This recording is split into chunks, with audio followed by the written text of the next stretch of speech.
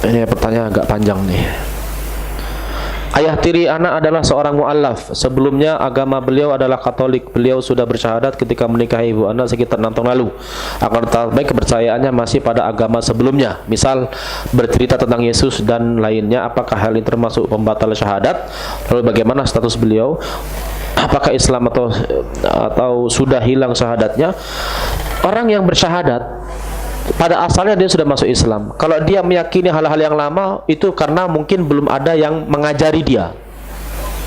Sehingga orang yang sudah masuk Islam, seperti cerita tadi, harusnya diajak kepada orang yang bisa mengajari dia tentang Islam dan akidah yang benar. Kalau seperti ini belum bisa dikatakan keluar dari Islam setelah dia bersyahadat, karena dia masih jahil.